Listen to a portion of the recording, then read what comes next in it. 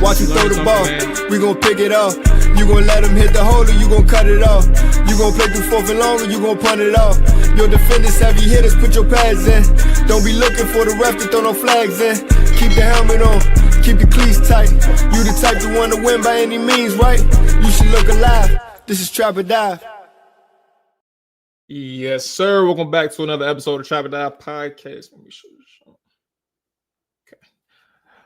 I am your host of the Trap or Dive podcast, Mual. AJ is in the building. Dre is on the way. Let's get the administrative items. Bro? You said what? Why you laugh?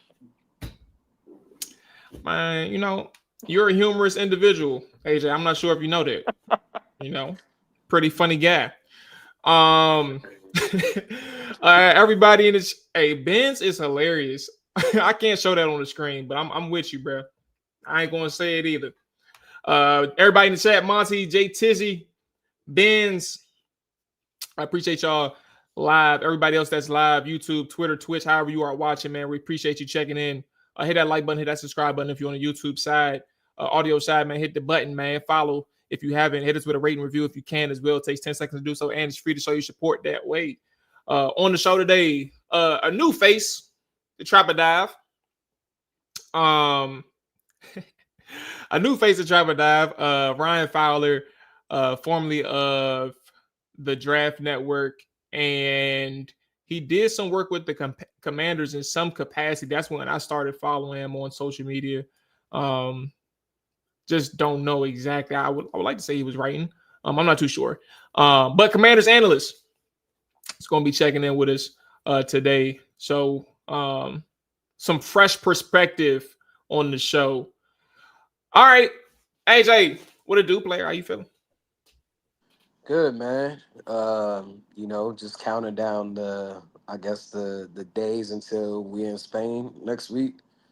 Just looking forward to seeing the city and running into Marcus Mariota. And yeah. I say at this point, bro, like I ain't gonna lie to you. There's absolutely no this was yesterday.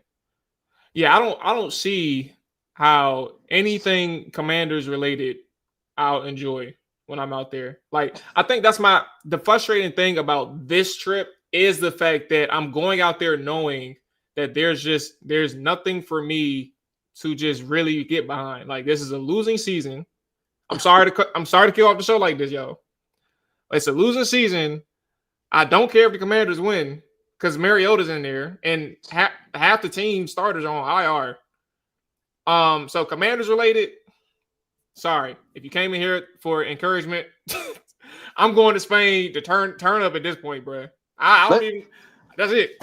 Let me ask you this: If Washington happens to win against Detroit, do you feel like they could turn around their season? Let me. Hello. I'm right here. Yeah.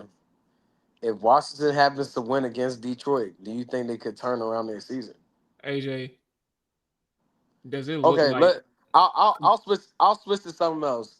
the Oh, question that you need to be asking? Go ahead. Go ahead. hold on. Let I me get back hope out of it. that those that are watching and live in Virginia voted today, and I hope that you did not vote for that black lady.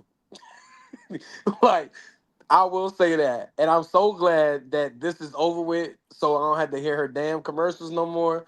I don't have to see her damn face. But I pray to God that that black lady Earl Sears did not win, and you didn't vote for her, because boy, she a piece of She shit. terrible. Yeah, she's terrible. So yeah, Yeah, I don't know I'll nothing just about her. switch from the season So stuff, but we'll get it, into a bit more because I got a lot to speak about, and I think Jay Tyler might be in agreement with me for the first time in a long time. yeah. So they're saying it's fool's gold. Jay Tizzy saying that. Monty said Super Bowl bound. Um, if we're beating Detroit, the question that I was saying that you should have proposed is how much are they going to win by? Um, that's what I was thinking you was going to say. Uh, but let's kind of pause on the Detroit thing, man. Let's kind of rehash some things that's happened over the past couple days. We got a Jayden update early Monday morning. There has been conversation about deadline deals, what should have happened, what didn't happen. We can talk about it for a little bit until we get straight until Ryan Fowler comes through. So we got a little bit of time. The long story short for Jayden Daniels, as of the day time in which we're streaming, his X-rays came back negative. No ligament, tendon, etc. damage. No fracture. So I think that's cut and dry. He was also not put on IR, right? So uh indicative of a potential return this season. Granted, my personal opinion, what the hell does like it doesn't hurt to put the man on short-term IR. He didn't got his ass whooped injury-wise the last 3 games he played in. Let's go ahead and put the man on short-term IR and not even think about it. So if they're entertaining the idea of him coming back, I know Jayden wants to do it, but can we just be real for once? That's my personal opinion about the situation. I know he wants to play. Anybody on this show, even on social media, y'all know if Jayden want to play and he's healthy enough to do it, put him out there. But that was before. That was before he fucked his hamstring up. That was before he broke. He dislocated his elbow. This was talking about a knee sprain. So 2 more things have happened since I said that. And generally speaking, I'm in that boat. Ye- Nothing's changed. Yeah, I mean, I think it goes back to what we experienced Sunday when the game was a blowout and Dan Quinn kept him in there instead of taking him out and maybe Lermy Tunsil and Debo out. You're having another situation where they can't put him on. Well, they don't want to put him on IR because that means they're essentially giving up on the season, and their messaging of maybe turning this around and getting the ball rolling will be flatline, and you'll completely lose the team because those guys are aware, just like we're aware, without even being in the locker room, this team can't possibly win or have a chance of winning without Jayden Daniels. So if you put him on IR, yeah, whatever messaging you could give in that locker room is dead. Like it's dead to rights. So it's just one of those things where you could look at it as another opportunity of malpractice, or you could look at it as, Jaden and Dan Quinn came to agreement to still let him push through. But I just think that, putting him on IR pretty much sends a signal to the rest of the roster like this is over, because the reality is Marcus Mariota is not Jaden Daniels by any means of the measure. Um, yeah, so I think that's why they can't put him on Well, that's why they won't put him on IR, because it's another situation that you got to manage. And yeah, I think they just feel like they might be able to turn things around, which could be the I mean, case. coaches. I'm about to say coaches is and they want players. They always going to feel like they got a shot. I wouldn't expect for them to turn it in. And generally speaking, again, like I understand what you're saying based off those facts. Like they're never going to turn. They're never going to quit. They also probably look at Jayden as that person who brings the optimism out of any situation, right? Like there's always a chance with Jayden around. I also think like the counterpoint to this, like, what if I don't I ain't gonna lie, I don't feel comfortable asking this question because it's about the guy that we need, bro. But like, what if his elbow was damaged even more than what the MRI said? Like he came back clean in terms of like just the dislocation. But what if his elbow was significantly more damaged? Like, what does that mean? Why like are you gonna avoid putting him on IR then? Like, what does it take for them to realize, like, yo, let this man rest up? Because these next 4 games, at the point at your injury rate this season, we're talking about this season, injury rate this season, like we need to let you go ahead and take your time coming back. We don't need to rush you. Let's sit you down and make sure that you are fully healthy. And in the event that Marcus Mariota and company turns things around, let's get our guy back out there for the stretch of the season, for the final stretch of the season. Because we can still make the playoffs. It's like Joe Burrow, bro. Like, I mean, I think about it, not literally, and I'm not talking about literal injuries, but they didn't rule him out for the season. I don't even think they put him on IR, if I'm not mistaken. No, he's not Because on IR. yeah, because you can't do short-term IR with his injury, but they also know they have no intention of playing him anytime until he is possibly ready to go in December.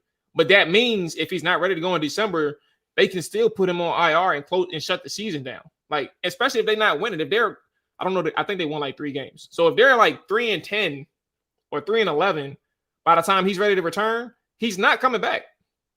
Yeah, I mean, I think they're just like Bengals, Washington. Until you're officially eliminated from playoff contention, you got to keep that window of opportunity open from their standpoint.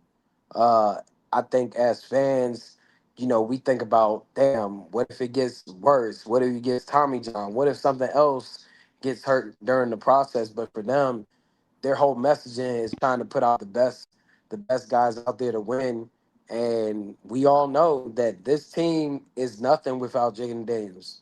Um, that's why a lot of what happened last year and this year is due to Jayden Daniels. He masked a lot of those things that were deficiencies with the organization and the team overall roster wise, and it's still happening this year. It's just that last year they were much healthier as a group, as a unit.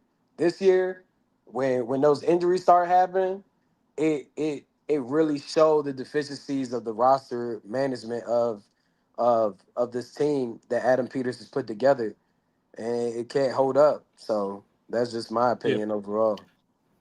Yeah. Let's talk roster and uh Seattle fallout, all that stuff with Ryan. One quick hitting topic, and then we'll get to Ryan in a second. Dan amended his thought process, or acknowledged that he should have, made that. Actually, Ryan just joined now, so we can bring him in the conversation as well. Let's bring in the good man. What's up, Dre? How you feeling, bro? How you feeling, player? Make sure you got your audio together. Can you hear me? Yeah. You look like an old lost man. Nah, I Trying can to hear get him. that tech right. Trying to get his jitterbug to work. Nah, I'm sick as shit, bro. But I'm a thug. Bro, Oh, damn. I'm over here scratching the hell out So of I know my leg. it ain't no liquor in that cup. Then that's tea. No, that's tea, straight tea. Yeah, I know the deal, man. I know the deal. You ever had a medicine ball from Starbucks? I don't even know what medicine that ball. is. Man, go ahead, order one, man. I think it's a What's a game medicine changer. ball? It's a Man, tea. it's like a honey citrus mint hot tea. Oh, okay. All right. I need to get me Well, it one doesn't of them. sound too sugary. Sounds a little bit healthy. Nah, it don't have no sugar in it for real. Okay. All right. Yeah, I got to make that trip to Starbucks tomorrow morning anyway, bro. Wake my ass up. All right. Ryan Fowler is joining us right now, like I said previously, of the Draft Network and the Washington Commanders. He is the Commanders analyst and draft expert. Let's go ahead and get our guy in. First time on the show, man. What's going on, Ryan? How you feeling? What's up, fellas? Appreciate you having me on. Already. So, sometimes when I see your tweets, I'm like, I can't like this tweet enough. Especially during the games. I think this is off the top of my head, so I may be misquoting you, but I got the gist. The lack of running sometimes, especially like on the opening drive, I think you mentioned that against Seattle. I think you mentioned an aspect of which, on the defensive side of the ball, like there's nothing available for Washington that Joe Witt can call, and it works. Like the players just can't get on the same page. But then you also have comments on Joe Witt, the coordinator himself. I don't. This season has been a disaster. Where in my opinion, where are you at with the way in which this season has gone, and what do you think is like the biggest pinpoints of why they have gotten to where they are? Yeah, trying to stay positive, guys, right? I mean, 3-6, there's not much to be positive about. But I think at the end of the day, right now, what's really unfortunate is really within the front seven on the defensive side of the ball. You brought in guys like Dietrich Wise and Dorrance Armstrong and Javon Kinlaw, Eddie Goldman, and a couple of those guys have been available. But, losing those players the last few weeks and early on with Dietrich, you're now asking players like Von Miller. You're asking players like Jacob Martin at 245, completely different body types, to do different things of what they asked guys 30 pounds, 40 pounds heavier to do early on in this season. So now you're not only asking different personnel to fit your scheme, you're asking certain body types that you asked to play a NASCAR package, the Dante Fowler role from last year, to play on first and second down and then pin their ears back and get after the passer, let alone before we ever get to Bobby Wagner man coverage against CeeDee Lamb and Bijan Robinson, or we ever talk about what in the world is going on the back end with the secondary. So I wish, Jamal, I wish, man, I could pinpoint it as far as one thing and say this is the issue, this is the problem. It's not a short-term fix. I don't think it's a long-term fix. I think where the Commanders are right now, bottom line, is that they're in a spot of evaluation. You got to get some young players on the field that got to strap up and compete every single day for you and find those guys that you have. Because I know it's a shame the last 5 years before the Adam Peters stuff to where you missed as far as you can evaluate yourself out of a paper bag. You got to find guys that can play for you in all three phases of the game. And right now it's a lack of effort. It's a lack of just competing in the man in front of you. And it's completely embarrassing for a roster that obviously came off an NFC title last year. It's a real shame. So when we focus on, that side of the ball defensively, and like you said, and I agree with you, it looks like Adam Peters' strategy was to improve the line offensively and defensively, especially defensively with setting the edge with, Javon Kinlaw and Wise and their versatility. And now, Wise gets hurt and Jacob Martin and Von Miller are having to play more of these snaps first and second down, like you said. Where do we put the blame on Adam Peters and his roster construction? Because we do think about, and you even kind of alluded to it, the previous regime under Ron Rivera and missing on these picks. Well, Adam Peters has been able to run the show for the last 2 years, free agency and draft wise. Where do we put the blame on him and the ingredients that he brought to the kitchen for Joe Witt Jr. and Dan Quinn to be able to solidify their defensive ideology, and how they were able to be so productive as far as creating turnovers? Because I don't think I expected them to be a top 5 defense, but I expected them to create turnovers at a high clip, like how they did in Dallas, and they haven't been able to do that. How do you feel about Adam Peters' roster construction from a defensive standpoint and even offensively? Yeah, I think it's a great question. And I think obviously the approach from Adam this offseason was we realize, or even back to last year, looking at starting at the deadline beyond when they add Marshawn, it's, hey, we're in a window right now. It's damn tough to win in the NFL. We're going to make a run for this thing. So we're going to bring in a guy like Marshawn Lattimore. And then in the offseason, you're going to bring in a Debo. You're going to bring in a Laramie Tunsil. Heading into this draft, the Commanders absolutely needed an edge rusher. There was no excuse for them leaving April without an edge rusher. One of my favorite players personally in the draft was Donovan Ezeraku. That was available on the board for them to take whenever, whether it's late round 1. So that was a guy that's now in Dallas that's been a hell of a ball player. Now, I'm not going to sit here and try to pat my back, but as far as evaluation, you got to find guys that are going to compete for you and show up right away. And you needed an edge rusher away from your approach, which was add veterans, add bigger bodies, these throwback type of edge setters in Javon Kinlaw, in Dietrich Wise, Eddie Goldman, the beef in the middle, plugging the A and B gaps. It didn't work. But at the end of the day, for me too, I'm not going to feel bad for anything that Adam Peters has done or what the Commanders have done because they weren't going to sneak up on anybody this year. And at the end of the day, I take a peek out west to the San Francisco 49ers that consistently battle injury year after year after year. And they're without Brock Purdy, and they were without Brandon Ayuk and George Kittle in spurts, and they've lost Warner and Nick Bosa. And they got a lot of young players too, and they're having them show up and compete, and they're 6-3 in the best division in all of football. So I think it's a lot of different things when I look at Adam Peters where you can blame him on not hitting on certain draft picks and not really even having a lot of capital or not addressing certain positions in the draft when they went there in free agency. But then also, trying to look at it last year and saying, man, Jayden Daniels can really mask our inefficiencies on either side of the ball. Let's try to add some veteran stopgaps and see what we have. And that's what the process was. Jayden's off the field, and you guys can see the roster holes from there. So, Ryan, real quick before I let my partner Dre go, just to stay on the draft topic, if we look at Adam Peters' last 2 drafts, in my personal opinion, the only thing that he's hit on, green check, is Jayden Daniels. How do you feel about the last 2 draft classes, and do you view anybody else as a hit? I personally think it's too soon to cancel out some. To get my opinion out there. I mean, but I know where AJ so. is. I think my thing is, Ryan, you play pickup basketball by any chance? I play ball, yes, sir. So when you go to play pickup basketball, how long do you need to know that the guys on the court can play or not? No, I hear you. Well, I hear you. That's how I feel. That's my line too. But I know everybody. You need more time to see these guys play. How much damn time do you need? I'm in the same boat as you, bro. I just feel like certain players, and it's their fault because they drafted projects.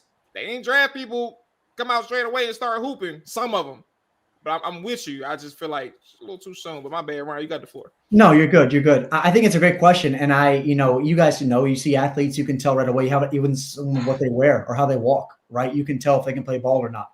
But in this case, for the NFL, I will say this: I think it is too soon. I usually try to give myself at least 2 years. At least to evaluate a draft class. But if you are a guy that's drafted to be a core contributor, like a Johnny Newton, like a Ben Sinnott, like a Luke McCaffrey to come in as a wide receiver 3, has it been enough? No.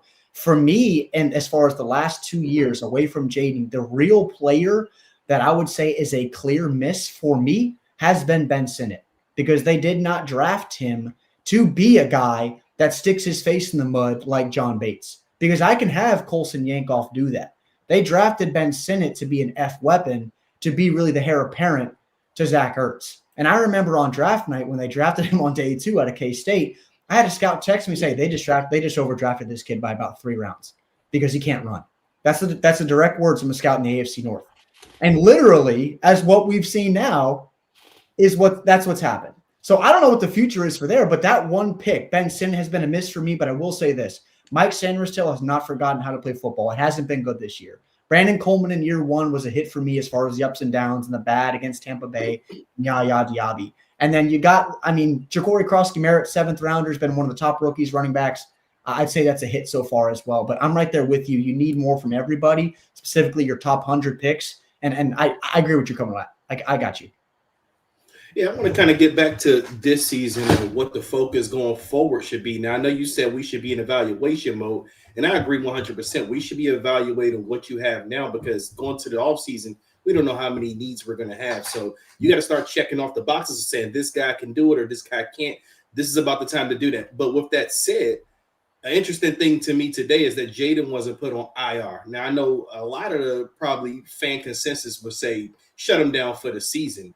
But if Jayden can come back, say in 4 weeks or so, do you think they play him, or do you think the smart idea is to shut him down for the season because you're probably not competing for the playoffs? Yeah, guys, honestly, it's the Joe Burrow situation for me. It really is. I know they haven't put him on IR. The injury situation with him, they couldn't put him on short-term IR. Right now, I wouldn't rush 5 back under center. Considering what's on the outside, we don't know what really the situation is with Terry McLaurin. You know, Debo was a name that was thrown around today at the deadline. You know, what is their future at the position? Because if it's the same Jags rolling out there like Chris Moore, you know, I feel bad for any quarterback that's going to have to go out there and play with those players. That's a shame, you know? So I think right now you let Jayden rest up, let him get as healthy as he possibly can. You know, it's just, I feel bad for the kid. I really do, as far as who was on the outside. But right now I'm not putting him on IR. I'm just really giving him as much time as I can before I can put him out there and hopefully make a stretch to the wild card round. That's really where I'm at with things. Do you think they should have been active?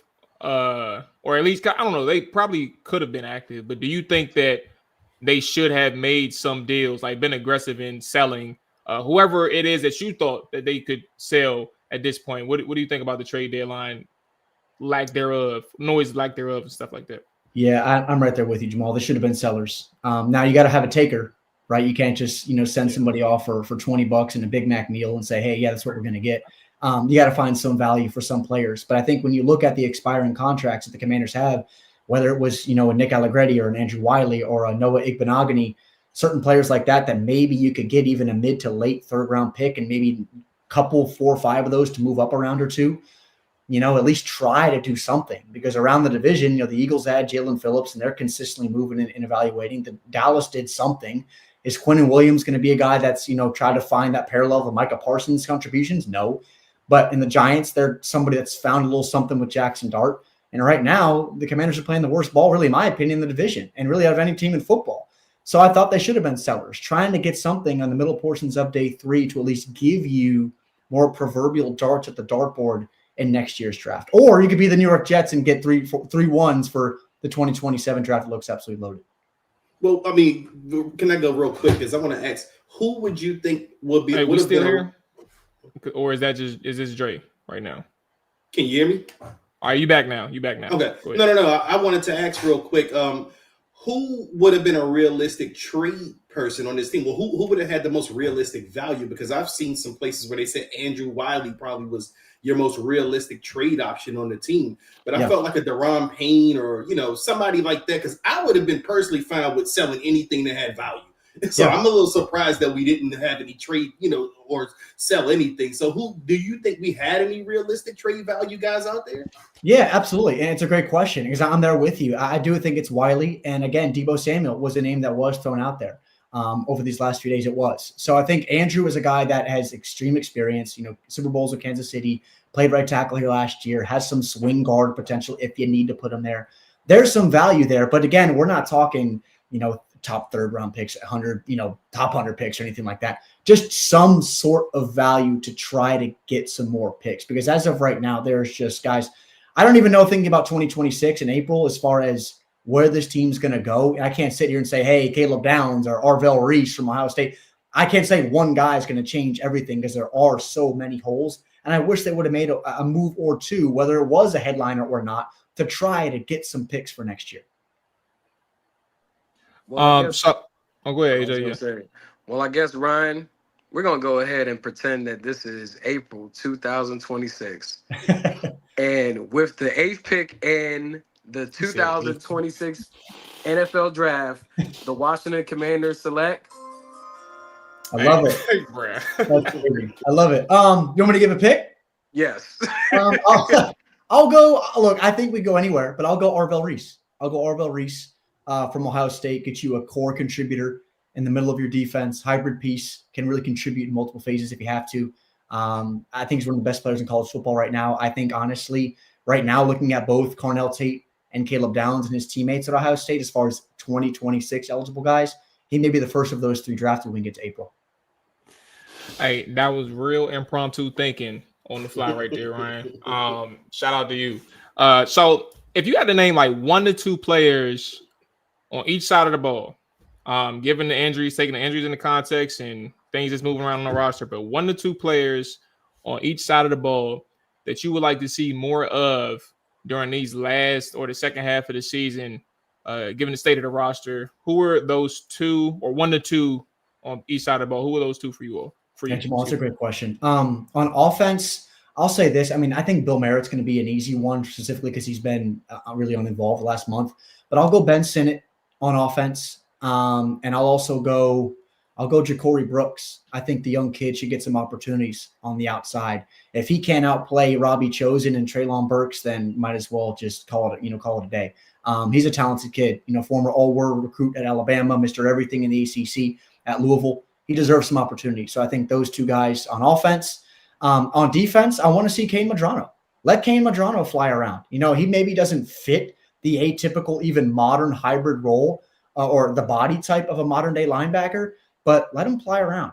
Put him next to Jordan McGee. Put him in 2 linebacker sets. Get Bobby Wagner's slow ass off the field, and get your athletes in the middle of this field and let them make some plays. It's embarrassing. You got Bobby Wagner. It's ridiculous. But Ryan, you have seen Kane Madrano in run fits. I know you have, from a collegiate standpoint and preseason wise. That is why he's not on the field. I hear you, but I think you still need more speed to scrape over the top, where they still haven't been able to seal the edge since 2007. Honestly, they got to get over the top. Oh, man. I hear you. And that's why I said he doesn't fit that atypical body type. Because, look, Bobby Wagner's great. I can have you fit the run in the A and B gaps. That's great. But I also need you to run in the fringe areas, because anything beyond the tackles, Bobby Wagner's 5 steps behind and just waving down the sideline. It's embarrassing. And what's the worst that can happen, AJ? What, they're going to score on us? What's the worst that could happen is Kane Madrano could end his whole NFL playing career, because he's getting blown up in the run game. Like, it's nasty. Like, well, I think with that too, not to interrupt you, but I think with that too, one thing he has to get better at is half manning offensive linemen. He wants to take on the full man guards and centers at him. He's got to work on half manning people and getting off blocks. I think that's obviously something that comes with snaps too, right? He's got to get the opportunity as well. Well, I guess I'm trying to really keep a lot of this conversation on like the blame game, because I feel like after Sunday's particular loss, a lot of people blame Joe Witt Jr., Dan Quinn, but I want to know, what is your percentage of the blame of how this season has truly went? Like, who has the higher percentage, Adam Peters, Dan Quinn, or Joe Witt Jr.? Or matter of fact, let's even throw Cliff in there, because my second question. Yeah, I want to talk to you about Cliff too. Is how do you even view his offense? Like, what is the identity of this offense at this point? Extremely predictable, specifically in the ground game. As far as where they want to run out of, what they're doing with their tight ends, who's pulling where, they're extremely predictable. Even look at the footwork of the guards when they're in pistol, their atypical pistol formation on early downs. It's extremely predictable as far as what they're doing. But overall with Cliff Kingsbury, or really all these guys, that you just mentioned, I wish I really could put a finger of blame on it, because I'm all in support of, they're the coaches and they're on the sideline. We got to talk about the guys that are executing or asked to execute, that are strapping up. Dan Quinn's not in a helmet. Joe Witt's not in a helmet. And you don't even have really the guys that you want on the football field. We didn't even make out of one play without losing Luke McCaffrey, who looks like an all-pro returner this year. And then you lose Marshawn Lattimore, and that's fine. He can go somewhere else. That's fine. But it's really ridiculous when you look at this thing from a close lens and a wide lens, as far as you can't have the scheme's wrong. You can't play man. You can't play zone. The run's predictable. Oh, here goes another body. You're losing on the outside. It's ridiculous. It's pretty ridiculous, guys. It just gets worse week after week after week. Would you fire Adam Peters or Dan Quinn? No. Going into next year, or you keep the ball rolling? And I guess that's a question for you, Ryan, and my co-host Mual and Dre. I wouldn't. No. I'm firing coordinators before I fire head coach or GM. Yeah, but no, Ryan. And here's the issue: we were having this debate, me and AJ.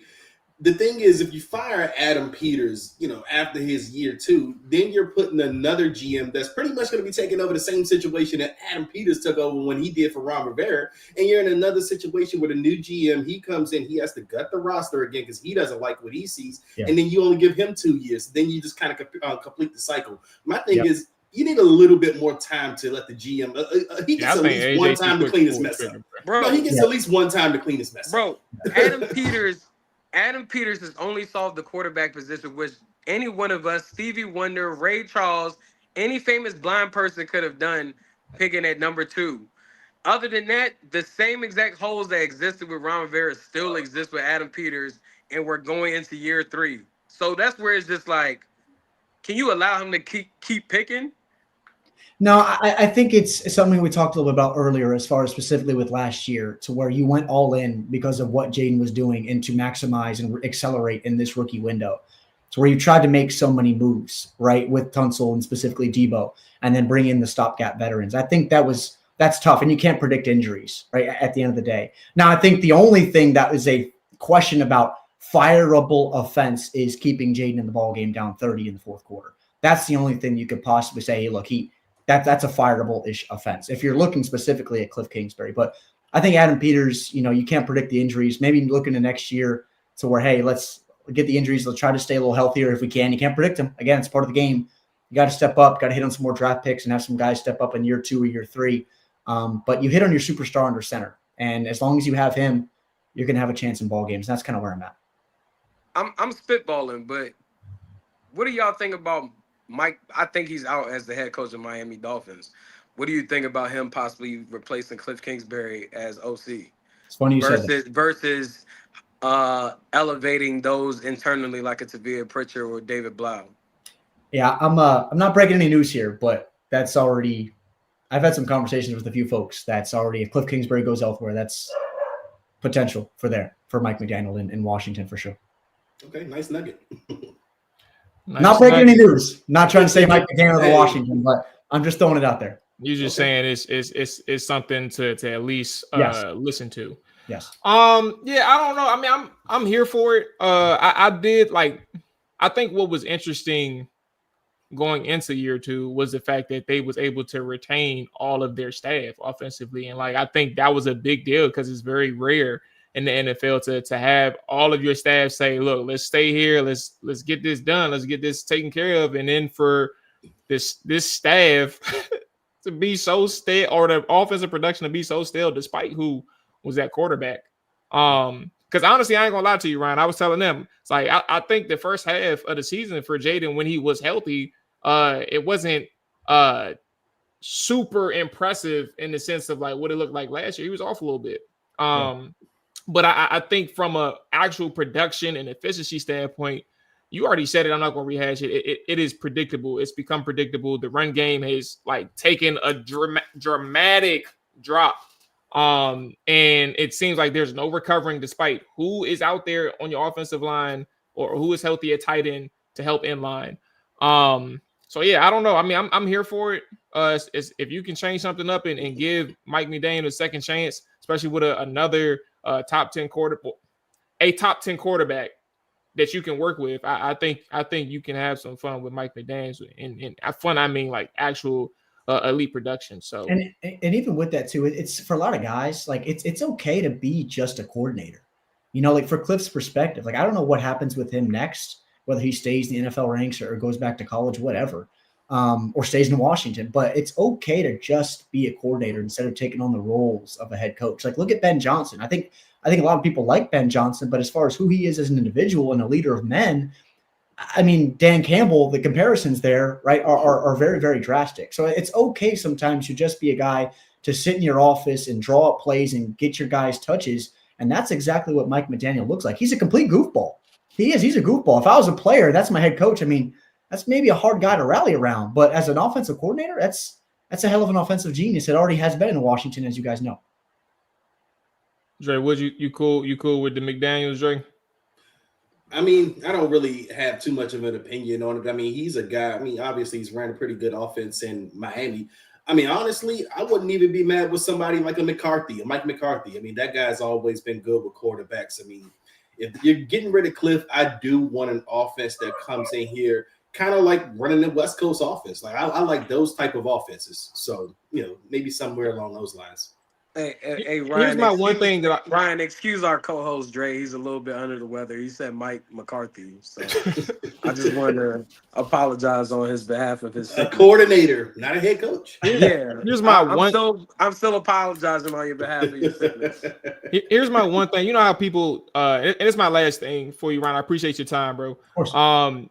My one thing with anybody that does come in, if they do come in next year to replace Cliff, and I hate when people like say this is this one thing that we don't have, so I want it all with the next person, but I don't mean it in that way. But Cliff, the lack of motions and the single alignments for your receivers is one thing, but also like we have no under center game, and I didn't think it was a big deal when the season started, but when we started losing and the offense started looking bad, and I realized that Washington is drastically worse or uses the least under center snaps in the NFL compared to even the 30th team in the NFL. Like Washington's 32. At one point, I think it was like week 4, week 5. They had like 6 or 7 snaps under center.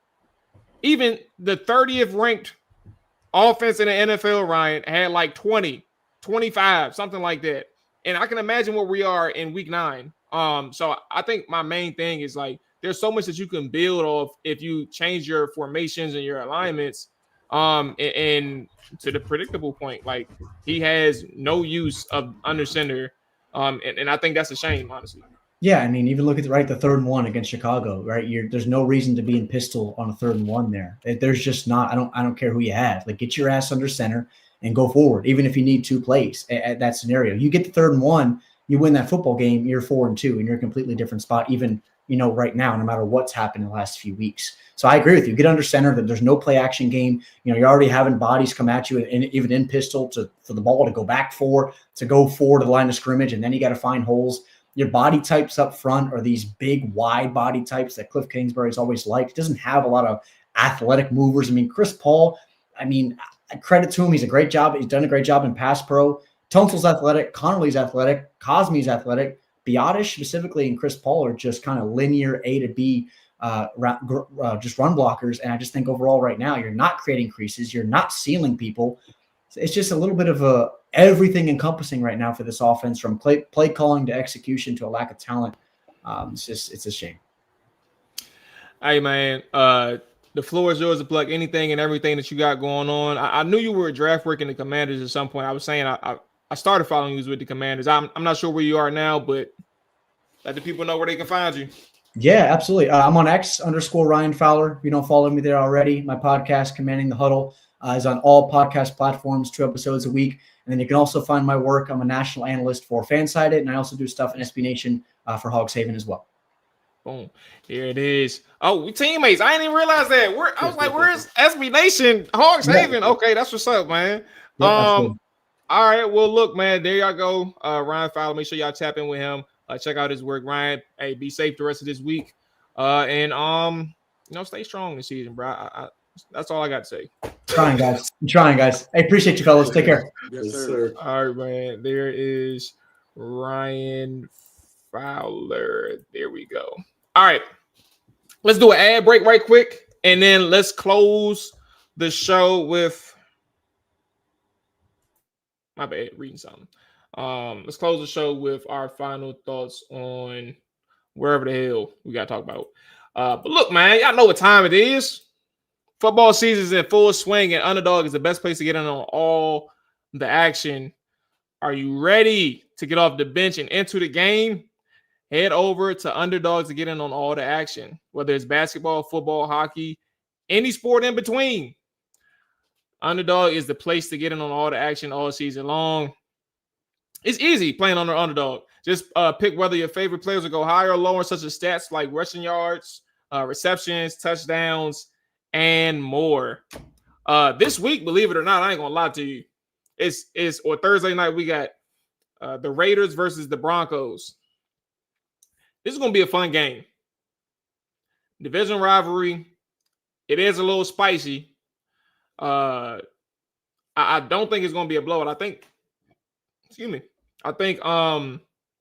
Denver is, let's see, because I could have sworn I saw. Hey, how much are they favored by, Dre? Let's see. I'm trying to find that now. I could have sworn it was like 9-point favorites. Some of the Thursday night game.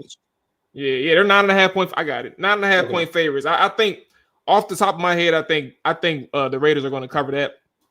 But where am I looking at right now? Underdog. Ooh, Ashton Genty.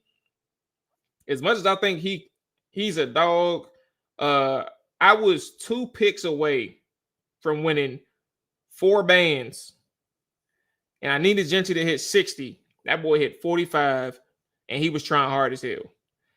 I'm going to go lower on his rushing yards at 55.5. He my dog, though. I'm going to go Brock Bowers, higher, 66.5 receiving yards. That's my dog, too. Troy Franklin, that's AJ guy. We're going to go higher on his receiving yards, right? And then we're going to do Bo Nix, higher on his passing yards at 216.5.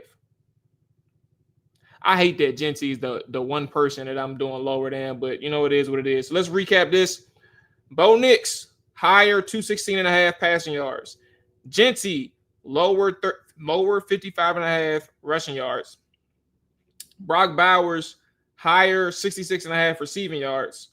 And Troy Franklin, higher 40.5 receiving yards.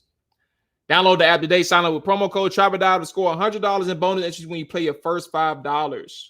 That is promo code TRIBEDIVE. Underdog. Make picks. Win money. 18 plus, 19 plus in Alabama and Nebraska, 19 plus in Colorado for some games, 21 plus in Arizona, Massachusetts, and Virginia, and present in a state where Underdog Fantasy operates. Terms apply. See assets.underdogfantasy.com/web/play and get terms _DFS_.html for details. Offer not valid in Maryland, Michigan, New Jersey, Ohio, and Pennsylvania.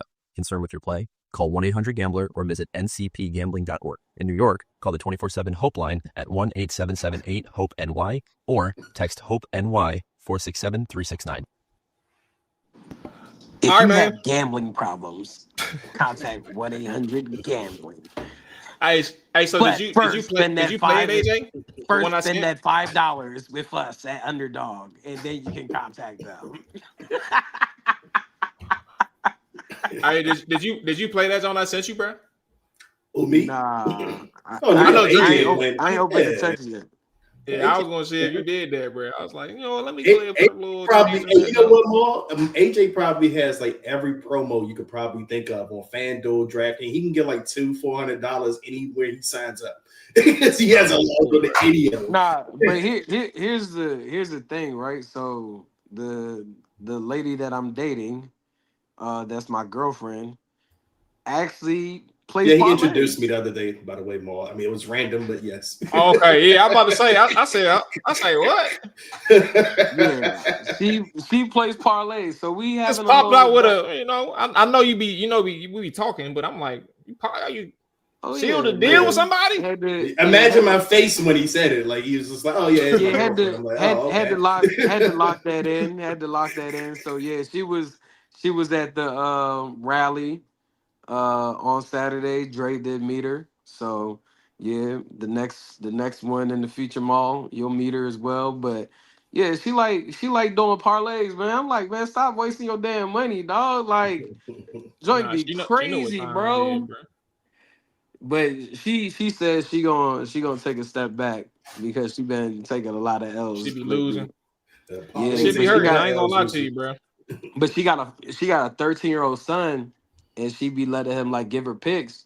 He be hitting, but what happens is she played his slips for him and let him keep the money. Oh wow! So he been I see it. That's real. So he been hitting, but I'm just concerned because it's like I ain't gonna lie. I got a 13-year-old son. Look. You get 70%. We keep it 30. We keep it 30 over here, bro. You ain't even legal yet. You keep this 70%, bro. That's all you get. Man, You'd be lucky to get 30%. I just don't want little man to start doing that when he get of age. That's my only concern. But you know what? AJ is funny because my son's 14 and he told me that somehow some kids in his school have found a loop around where they be betting. You got to be 18 to bet. He got friends in school that be on FanDuel and DraftKings. They done found a way. The youngest have found a little insane. I'm not surprised, bro. Because there's somebody of age in the high school or something. Throw him a little bit of bread.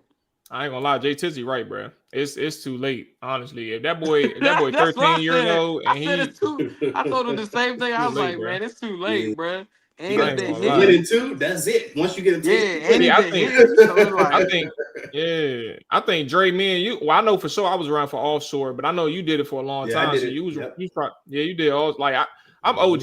I'm OG in this shit, and I think Jay Tizzy. We was talking on social media too, like offshore, bro. Like I've been around for a while. I ain't coming here when all these legal onshore sports books became out there, bro. Like that's where the addicts is coming from. Like they going crazy, bro. And like you got your 13-year-old touching this stuff, bro. Mm-hmm. Hey, I mean not criticizing her, but I'm just saying generally, because kids be on that, bro. Like they only 13 in high school, bro. Imagine when they 20. Yeah, that's what I was saying, man. But I mean, it's a topic that we've been discussing. I've been trying to tell her, like, because I think my thing, even though we just did an ad read, it's just like people don't look at it as gambling. They look at it as like playing Madden or 2K because it's so like virtual and handy. You feel me? You don't have to step into a casino to do it. So I don't know, man. But God bless y'all parlays, and hopefully one of y'all boys hit good before the end of the year. Hey, I got me a couple ones already, but that took care of some bills. Especially during the furlough, it came clutch, so it took care of bills. I ain't gonna lie to you. I ain't in a couple a little bit in Houston. Houston was amazing, by the way. Yeah, he was over there faking like he was at Afrotech. I was at Afrotech. What technology did you use outside of Instagram in your contacts? Well, I'm not super tech savvy, so I ain't. No shit. I went there. I went there. Afrotech is insane, my boy. I went there to learn. And I saw Juvenile. I saw Juvenile on stage, bro. Juvenile and OT Genesis, bro. Bro, you ain't say you learned about some AI or some coding. You say you seen Juvenile. And it's not my fault they held a. It's not my fault they held a concert. What I'm supposed to do? Just not go? That's what he was there for. Hey, bro, what's up? Nah, that joint looked like it looked legit, man. I'm definitely gonna make the next Afrotech for sure. Hey, I ain't gonna lie to you. We ain't got nothing else to say. I think we good, bro. Unless we missing something, I get y'all the floor. I mean, they signed Treylon Burks to the 53. Oh, did they? Yeah, Luka's on IR. Marshawn Lattimore's on IR. Jayden's not on IR. Jayden's not on IR. Oh yeah. Jayden's not on IR. And Quan is, he healthy too. So Quan Martin. Yeah, man. Well, let me ask y'all this. Before we get out of here. Too excited on Sunday, and then I know AJ was the motherfucker right back on the field. Damn, he got up. I was like, but let me ask y'all this before we get out of here. Are y'all looking for? I mean, does the season, anything about this season, have you engaged at this point going forward? Because I feel like at this point, I don't even know whether I want to start the rooting for losses or if I'm just going to be watching it like it's a chore at this point. Yeah, I plead the fifth. I ain't gonna lie to you. I think it's just a habit. So, like, even for example, if y'all around this weekend, I'm gonna go support Arabia at her event at Swingers. She having like a Lions versus Commanders watch party. I'm gonna go support her. I mean, ain't got shit else better to do on Sundays at this point. So, and we still covering the team. I mean, whatever happens. I think it's just the waiting game to see what Josh Harris does. I think that basketball mentality kicks in. I don't think that he's gonna sit around and be idle. So we don't know if DQ's safe. We don't know if AP's safe. We don't know if AP gets fired. We don't know if DQ gets fired. We don't know. So I think that's the most intriguing thing for me. And Let's then do. also who replaces possibly these coordinators, because I think you can't bring back Joe Witt Jr. no matter how much you may love him. Cliff, there's way too many college jobs open for him not to get one of those and get paid out handsomely. And I think my thing that I'm looking forward to, and I've kind of heard the same ramblings as Ryan alluded to, Mike McDaniels coming to Washington is a real thing as OC. All right. Quick hitters, and we can get up out of here. I see it in the chat, so I appreciate everybody who's watching live. Hit the like button, hit the subscribe button. But yeah, thoughts on Louisville, and is Mikey going to be playing outside corner now? So let's go ahead and tackle those two, and then we can get up out of here. Monty, let's start with his first thoughts on Frankie Louisville. He did get suspended on yesterday for his hip drop tackles. Apparently he got fined for 3. Well, I do remember 2 of them he got fined for. But apparently, clearly, he got a 3rd one this past Sunday. So that was cause for suspension. He's gone. I wonder 2 things. I wonder who's going to replace him, but also like Louisville his hasn't been impact. suspended all season? No, this is first. I'm about to out. See out. Dre ain't even catch it. So I'm about to say, Louisville has not had a super impactful game where his stamp is on it. So it's like, I wonder if you're going to miss him. I don't think you will. I'm just interested in seeing who's going to be playing. And I don't even think it's a role that's going to be carved out for anybody. I just think it's going to be somebody. I think he wins his appeal. He'll win his appeal. You think so? Yeah, he'll win his appeal. But he may not. But I mean, thoughts on Louisville? He just he's it's been disappointing. Like, you can't point to anywhere where he's had any impact on the game like he did last year. It was several games. Like, you notice Louisville's presence. He was violent. He was fast to the spot. Which makes you wonder, how did it go from that to this season, when you barely hear his name called in games? You don't see him often. The most we've heard about him all season is this hip drop and suspension thing, like no impact. And that, along with the other guy that we're going to get into, Mikey Samerstill, 2 guys who had impacts in so many games last year, just not do it this year. And that's when you just wonder, are the players just, not good, or are they asked? Well, they are been at. We know Mikey's asked to be. He's been asked to do something different. But Frankie Louisville, we just haven't seen that impacted. I just don't know, if you're going to miss that impact at all, because it wasn't any there. But hopefully you see maybe like a Kane Madrano get more snaps now, and then, maybe even what's the other dude, Ale Cajo, maybe put him out there, so just see something different. Maybe different personnel shows something different. That's all we got at this point. There's really nothing else to look forward to. So I think Mikey goes outside, of course, and Jonathan Jones will slide into the slot. I think they worked a little bit of that in the actual game on Sunday once Marshawn went out. I just think that Mikey's still going to be ass on the outside as well. So, hey, I think this is a perfect start for a process elimination, bro. I know people got their opinions on Mikey. I don't think he was good in the slot at all. Like, I know he had his moments, especially like playmaking on the football. That's one thing. But I also feel like I also agree with Ryan. Like, he knows how to play football. Like, he didn't just suddenly stop learning how to play. But I also feel like this is one of these situations. If you are struggling in these last stretch of games, knowing that Marshall's on IR as an outside boundary corner, then like we kind of understand where you fall in the totem pole. I don't think that means he gets cut or traded.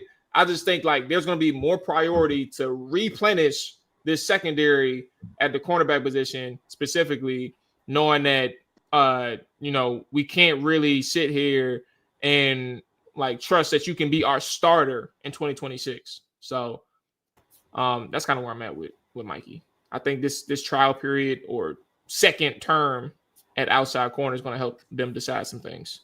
I think Mikey should transition to free safety. He'd be a beast there. I mean, I don't know if they're going to do that, but I'm with Mual. I mean, this is a process of elimination. Put it back on the outside where he did see some success last year. I personally think Mikey's more successful, in zone situations where he can kind of read and react to a quarterback versus kind of playing man. But you have to play man at some point. But either way, I am interested to see if, he does move back to the outside, if this becomes better for him. Because, like I said, you want to get somewhere similar to where that guy was trending towards last year. Because after last year, or at least during last year, no one had the opinion that Mikey was ass or, Mikey was sorry. At the most you were like, man, this is a ascending, prospect or cornerback in this league, or at least on this team. And now this year, the whole sentiment is different, completely different. So, yeah, I want to see, if he's on that outside, which he was last year, if that's the key, because the slot hasn't been fun to Mikey. And it wasn't good to him last year either. So we'll see. Well, Will Sleazy, I want you to know that it's definitely a secondary problem too. But all we're discussing is 2 questions in the chat. So, but I do appreciate you checking in, Jim. I think the front 4 not getting any pressure is a big deal too. That's no ifs, ands, or buts about it. Like Sam Darnold got pressure like 3 times on like 30 dropbacks. So I do not disagree with you at all. But in terms of figuring out that secondary, that is just as big as figuring out that front 4. All right, that's gonna wrap it up for us. The fellas will be back on Thursday. All 32 is up tomorrow. And we got to do a game preview, bro. God. We still got a season. It's still a season. 8 games left, bro. We gone, man. Bye.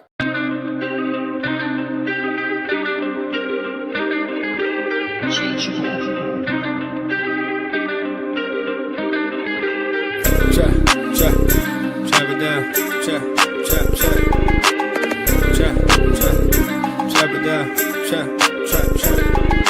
Chop it down. You gon' chop it down. Chop it down. You gon' chop it down. Damn, set. Watch him throw the ball. We gon' pick it off. You gon' let him hit the hole or you gon' cut it off. You gon' play through 4th and long or you gon' punt it off. Your defenders, heavy hitters, put your pads in. Don't be looking for the ref to throw no flags in. Keep the helmet on, keep the cleats tight. You the type to want to win by any means, right? You should look alive. This is Trap or Dive.